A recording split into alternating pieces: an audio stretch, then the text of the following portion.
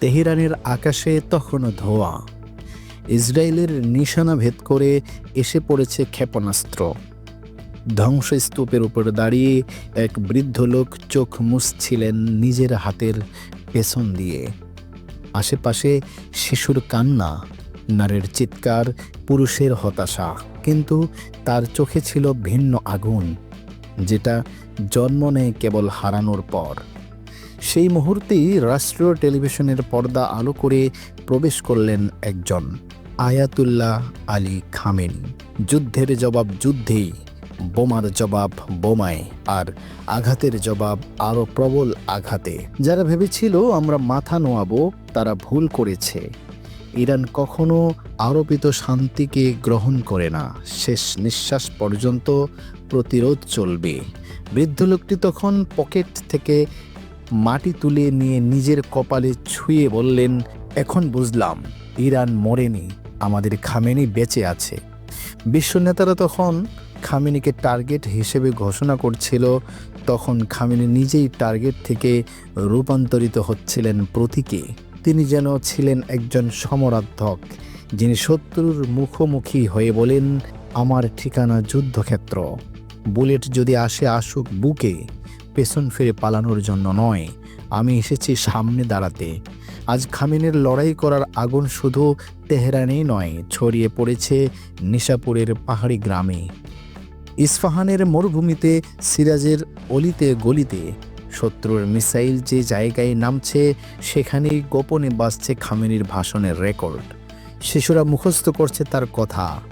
মায়েরা চোখ মুছে বলে উঠছে, আমরা একা নই, আমাদের সামনে আছেন আমাদের খামেনি। বিশ্ব বিশ্লেষকেরা যখন হিসাব মেলাচ্ছেন ক্ষেপণাস্ত্র ও যুদ্ধ জাহাজের সংখ্যা, তখন খামেনি করছেন এমন এক যুদ্ধ ভাষা যেখানে অস্ত্র নয়, চেতনা মুখ্য।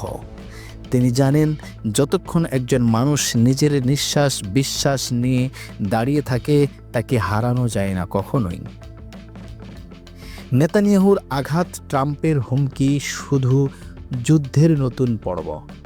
ইসরায়েল দাবি করেছিল খামেনির অবস্থান তারা জানে। মার্কিন প্রেসিডেন্ট ডোনাল্ড ট্রাম্পের খোলাখুলি বলা কথার সারাংশ ট্রাম্পের উক্তি, খামেনিকে সরিয়ে দিতে আমরা প্রস্তুত। সময় হলে এবং প্রয়োজন হলে তাকে শেষ করা হবে। এই ঘোষণার পর বিশ্বজুড়ে কূটনীতিকদের মনে পড়েছে 2003 সালের বাগদাদ। সাদ্দাম হোসেনকে খুঁজে বের করে মার্কিন বাহিনী যখন গুহা থেকে টেনে আনে, তখনও বিশ্ব বলেছিল সব শেষ। কিন্তু খামেনি সেই গল্প লিখতে দিলেন না।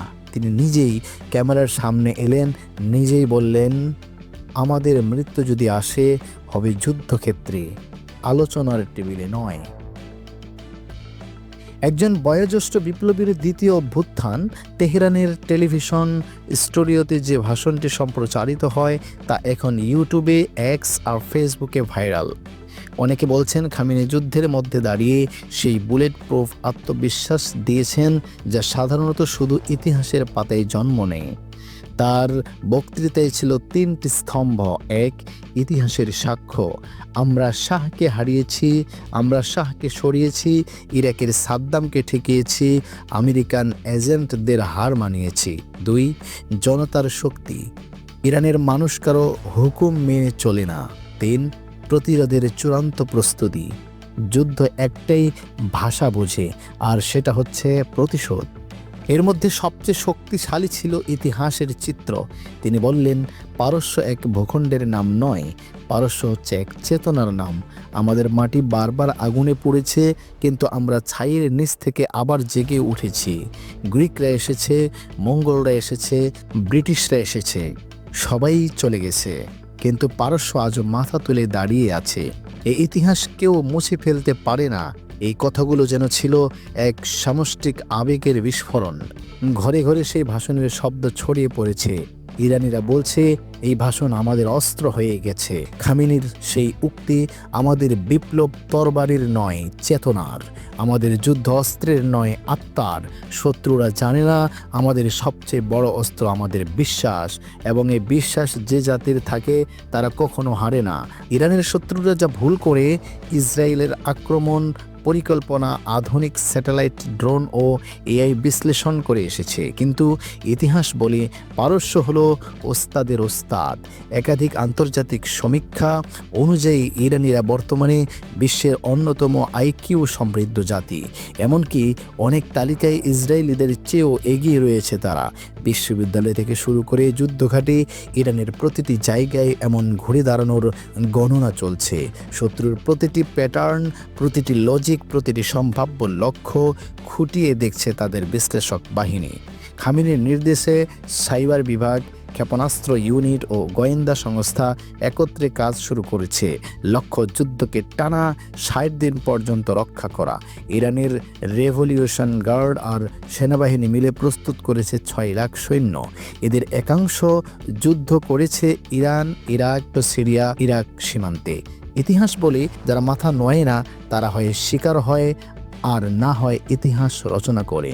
খামেনির ভাষণের আগে অনেকেই ভেবেছিল হয়তো তার শেষ আসন্ন, কিন্তু বাস্তবতা বলছে এটাই হয়তো নতুন এক ইরান গঠনের সূচনা। এক বিশ্লেষক মন্তব্য করেছেন, ইরানের দিন সামনে ফিরবে এই জাতি যুদ্ধে নয়, বেঁচে থাকে আত্মমর্যাদায়।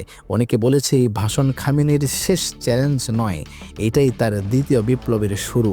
একজন বৃদ্ধ নেতা মৃত্যুর মুখোমুখি দাঁড়িয়ে আবার এক জাতিকে জীবনের পাঠ দিচ্ছেন।